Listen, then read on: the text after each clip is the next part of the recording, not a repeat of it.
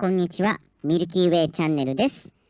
ミルキーとウェイでミルキーウェイ。この番組はミルキーとウェイと時々光からのメッセージを通して提供されております。今回の話題はミルキーさんが見た夢についてです。この夢の話を聞いてどう受け取るかはあなた次第です。ではミルキーさん、その夢を見たのはいつなんですか？はい。私がコロナに関するその夢を見たのは2021年の8月でした。夢の中では何やらコロナの抗体成分を含む植物があるという話題が街に溢れていました。はい。まだコロナが話題というか、みんなの関心の中心にある状態ということですから、やはり近未来ってことでしょうか。夢の中の自分の環境から見て、そんなに遠くない未来だと思います。仕事も今の仕事でしたし、同僚も今いる仲間と同じ人たちでしたので、はい。そしてその夢の中では私の会社でも何人かが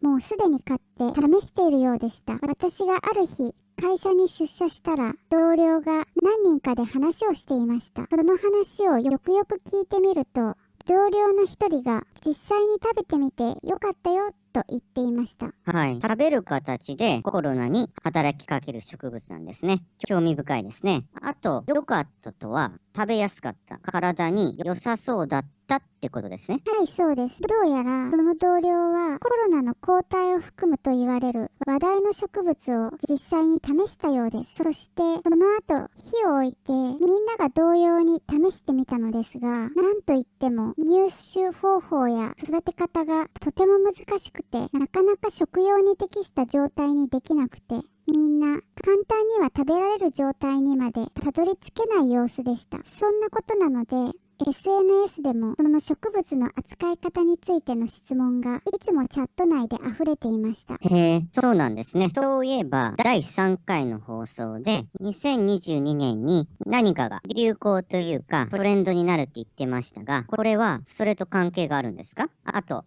SNS で話題になってるんですね。はい、世間で話題になっているようでした。第3回の放送の件ですが、こちらは以前お伝えしたものとは特につながりは感じないので別のものだと思います。このチャンネルの3回目で出てきた流行るものはもっと中身がないような感じで、それが特徴であるのに対してこの漢方食材はもう少ししっかりしているというのか、実があるといった感じがします。なので別々のものですね。はい。第3回でお伝えした内容につきましては、概要欄にリンクがありますので、そこから見ていただければわかると思います。では、引き続き、夢の話をお願いいたします。はい。そんなある日、友人から私に使用方法を教えてほしいと携帯のメッセージが来ました。私が使用方法ってどんな風なのかなって思ってると、すぐその友達から別のメッセージが届いて、育てることができたので大丈夫だよ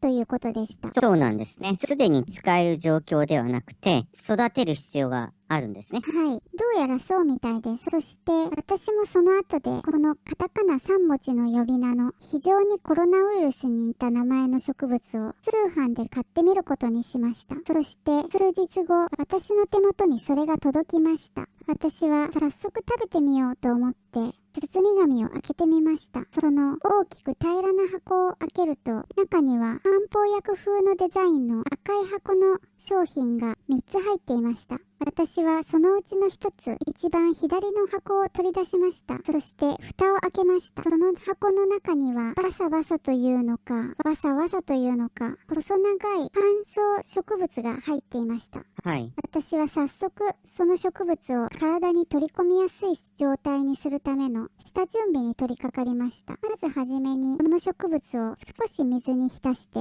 使いやすくしようとしました。その後私はふと確か食べる以外にも体にその植物の成分をすり込むとコロナにかからなくなるっていう話を思い出し、水で戻した漢方植物を足首やくるぶしに巻け揉み込んでみました。はい。その後、この漢方植物を体に取り入れるには、まず、この苗を育てないといけないということに気づき、少し水に浸した状態で置いておくことにしました。その間、友達に会うことがあったので、私もその話題の植物を買ったよってってことや、食用にするためにはまずその乾燥した状態のものを下処理してから育てないといけないので、今下処理をしているところだって話をしました。はい。そしたら私の友達が彼女の買った植物を見せてくれたんですが、彼女の買ったブランドなんでしょうか。商品は綺麗に1本ずつ揃えて梱包されており、それを見て私は私の持ってるのと違うなぁと思わず感想を声に出してしまいました。ちょっと心配になった私は、そこで自分の持っている植物の残りの2つのパッケージを見直してみたら、残りの2箱の植物は友達の持っているものと同じように綺麗に揃えて梱包されており、最初のだけが少し違う加工をされたものだったということが分かりました。へえ、そうなんですね。3つの箱で入っていて、2種類の違う加工を施された商品をその時のミルキーさんは購入されたんですね。はい、そうです。ひょっとしたら2つ買ったら1個おまけで別の商品がついてきたのかもしれませんね。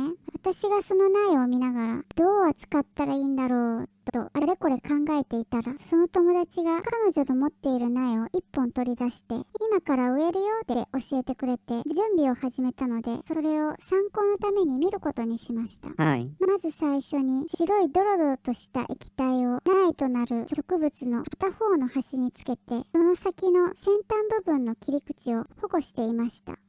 彼女はステンレスのような金属の道具を持ち出しました。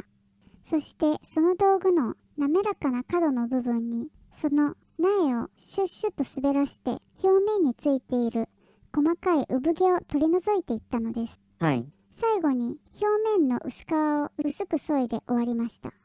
植える準備が整った植物は最初は紐状の苗だったのが今は平べったくなっていました。